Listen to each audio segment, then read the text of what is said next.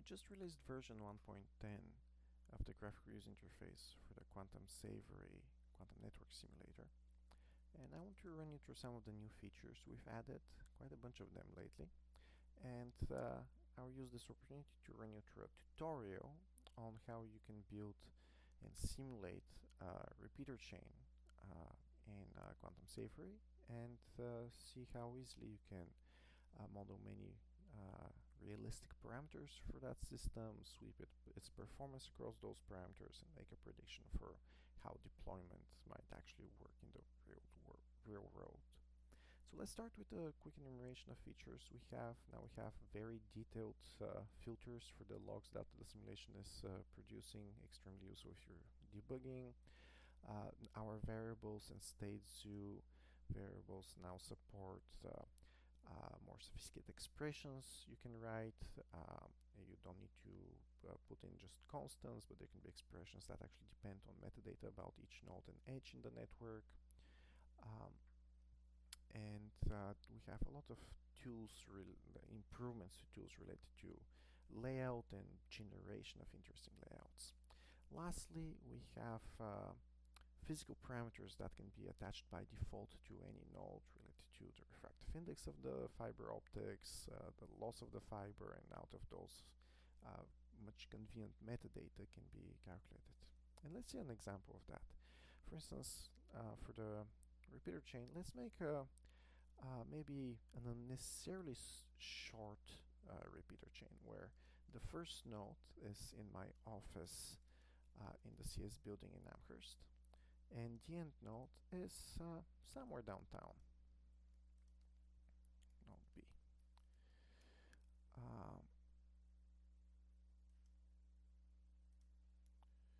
And let's connect those two nodes just to see what that looks like. Here already we see another new feature. For each node we can see the length and light delay on that node. All of it computed by default given the physical defaults we have provided here, but also all of them being able to be overridden for a particular edge or a particular node, so that you can make a realistic network.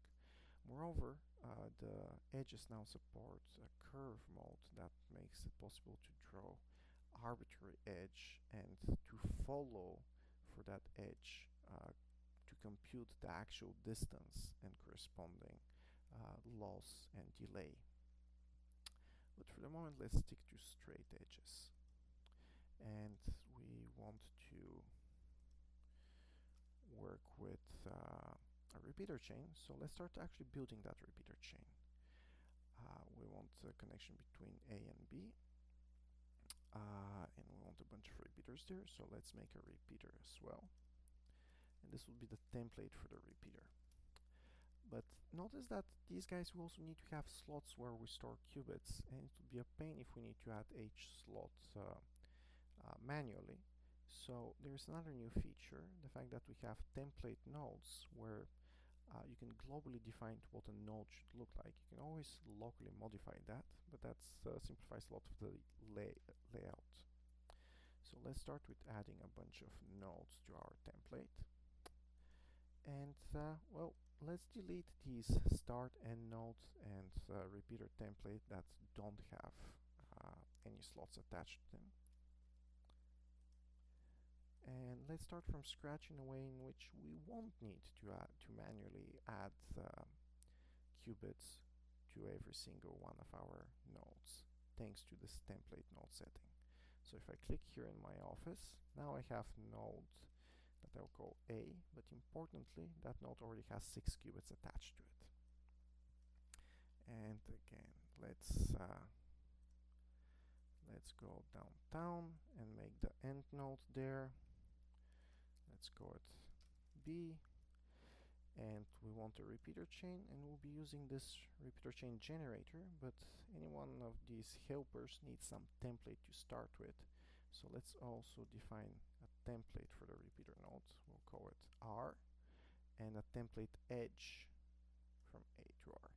Now we can start populating that node with protocols and defaults and so on, and same for the edge, we can start populating it with its default. But the repeater chain generator now has a lot of features that actually would auto-populate these templates with useful defaults. So let's pick the repeater chain generator. The start node would be A, then node would be B, the repeater template would be R, and the edge template would be R, A through R. Why do we call them templates? Because they will be deleted and modified copies of them will be placed. How many copies? Well, as many as the number of repeaters. Let's say 4 for now. And now, instead of manually modifying the templates before they are copied, we can use the protocol automation tools. And this helper has certain tools. We have other helpers for other topologies as well, but for the moment let's just focus on the repeater chain generator. First, we want to make sure that each chain of the each link, each edge of the repeater chain has some form of an entanglement generator.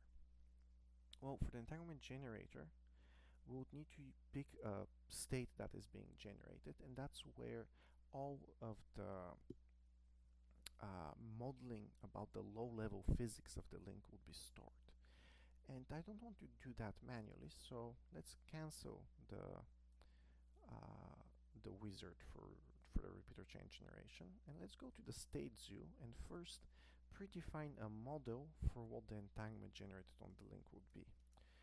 Let's start with the Barrett-Kok state as our fairly arbitrary choice, and let's pick the weight of variant because that one would also provide us with the trace of the density matrix for the Barrett-Kok state, and that trace is related to the probability of success for this heralded entanglement generation procedure. Let's lower the transmissivity to make it a little bit more interesting. So let's make the links really, really bad. For such short links, realistically, we probably won't actually use repeaters to begin with. This is more of a testbed deployment at short range where we can test out the hardware, and for the losses to be so bad, this would be very early, not calibrated setup. Let's also keep the other parameters perfect so that while our probability of success is low, the fidelity of the generated state would be pretty high. And now let's go back to layout tools, the repeater generator wizard. First node is A, last node is B, repeater node is R, A to R is the template edge, and again R and A to R will be deleted, and 4 copies of them will be placed on the network. Let's add an end-to-end virtual edge between A and B. This is not a physical edge, this is more of a placeholder, a handle where we can attach protocols related to debugging or tomography or some form of introspection for the simulation. And now let's start defining the various protocols on each edge or chain, edge or node that will define what this how this repeater chain actually works. So we want to make sure that we have nearest neighbor link level entanglement modeled well. Well, let's link our Barrett-Kok state to be the pair state generated at link level. Let's have our success probability be the Barrett-Kok success probability, and this can be modified in more general. And for the attempt time, well, here's another new feature. We don't need to put a constant in here. We can put an expression related to some physical parameters derived from the layout. If we click here, we can see many of the physical parameters available to us. Importantly, we have access to delay, the time of flight for light through the fiber for the given link. And again, this would be different for each edge, and if we draw some arbitrary repeater chain that's not evenly spaced, this would be automatically updated to take into account the delay for the given edge. And this would it won't be only the delay that matters here. the multiplexing would matter, whether you have some asymmetry in the way you're setting up the Barrett-Kok or other entanglement protocol would matter. For the moment, purely arbitrarily, let's set it to 1,000 times the delay time, just to make the plots a little bit easier to read. This, again, would be in lack of any multiplexing. It would be really not a simulation that's truly, not a deployment that's really bottlenecked on any of the physical parameters of the hardware, rather just a very early initial first pass deployment. And let's validate this. Okay. And another thing that would be useful to modify here is how the edge reserves qubits on each of the nodes, its left and right nodes. In general, if you don't put any constraints, imagine you have a node and the edge that's on the left of it, by random chance happens to reserve all of the slots on that node. Well, that means that the edge on the other side cannot entangle with that node and no swaps would ever happen, and this would lead to a deadlock. It's much more convenient if we reserve some slots of a given node for the left and for the right edge. So here we have 6 nodes, so let's make a custom filter function for how we're choosing the slots for the left and right connection. Here, let's make sure that we reserve only nodes 4, 5, and 6, so bigger or equal than 4. And for B, similarly, it would be a smaller or equal than 3, so that only nodes 1, 2, 3 are permitted. Slots 1, 2, 3 are permitted. And for the moment, let's leave all the other parameters the same. So this is the entangler protocol on each link level edge. Let's now configure the swapper protocol. For the swapper protocol, we want to configure how the swapper decides whether a swap is worthwhile to make.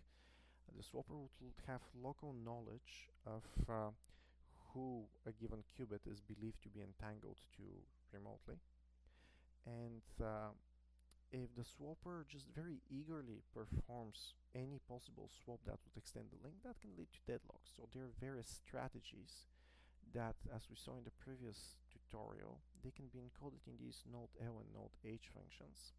But we also have these predefined strategies, for instance the binary tree strategy, where at first only every other node performs swaps, but only to its nearest neighbors.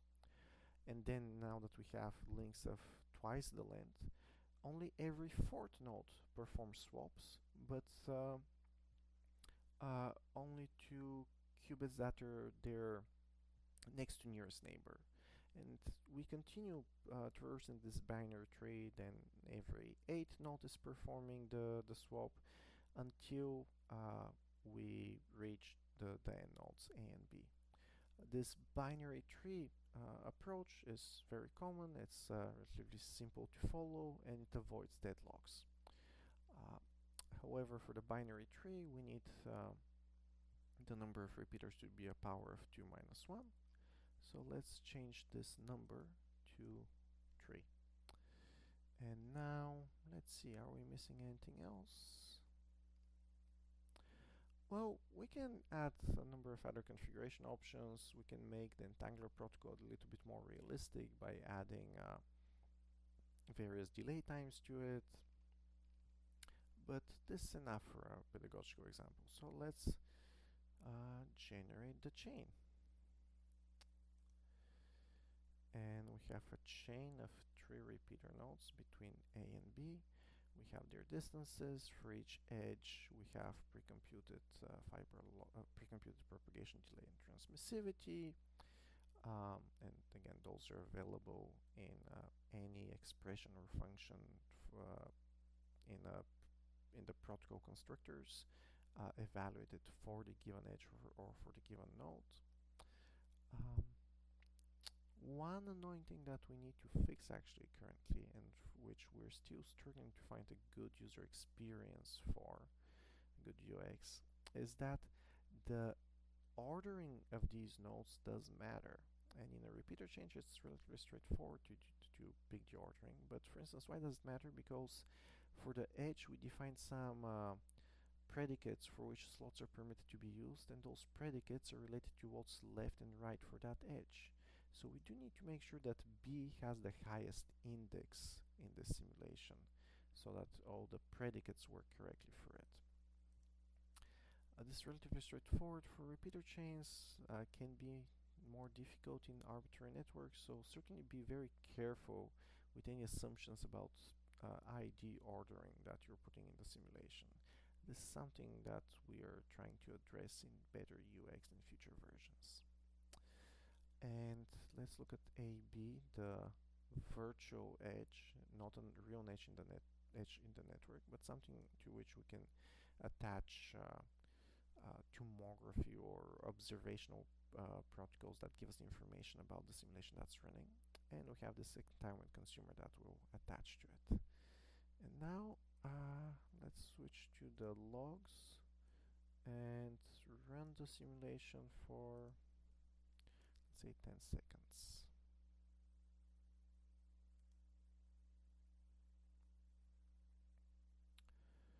And let's look at the results.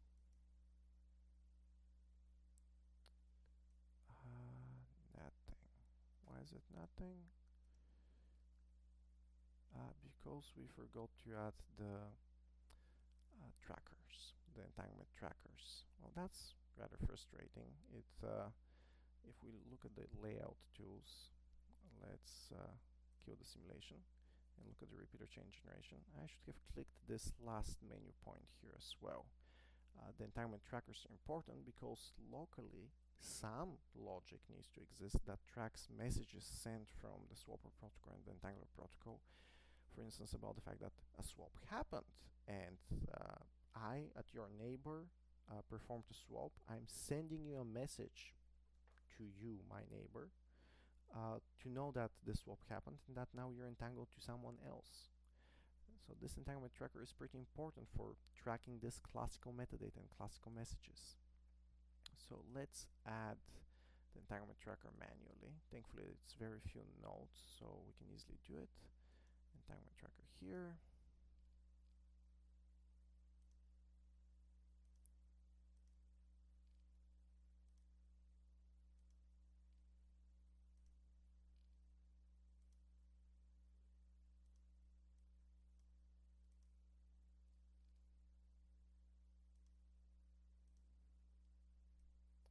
And let's try to run the simulation again.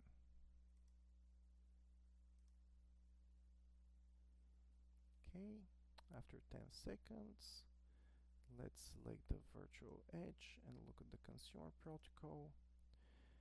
Okay, entanglement generated at various delay times, and all of the entanglement being generated is basically perfect.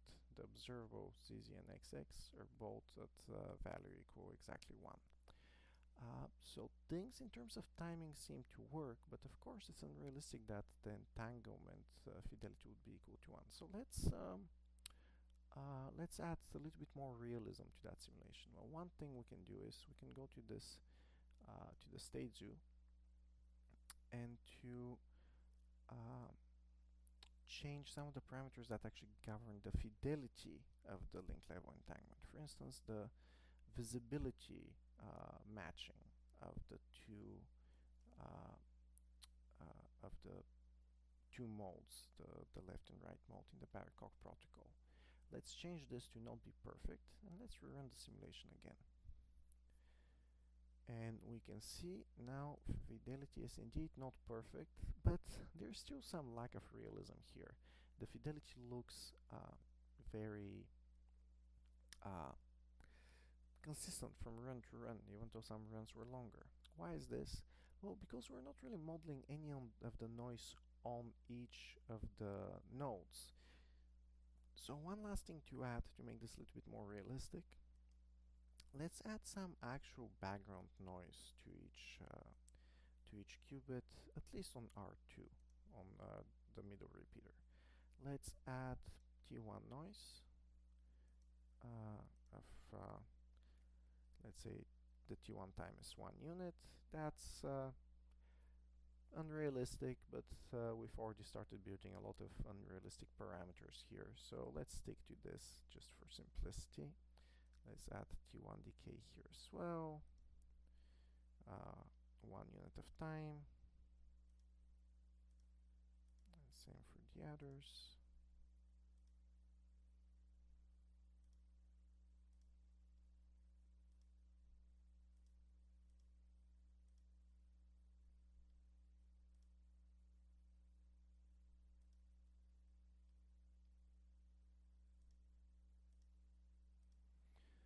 And let's run this simulation one last time. Okay, this is now a little bit more realistic. We actually have a spread for the fidelities being generated, and with this much noise the fidelities actually become pretty terrible. But now at least you see how you can start sweeping various parameters for the system and study its performance. Okay, with that, if you have any questions, please drop them in the comments, and see you next time.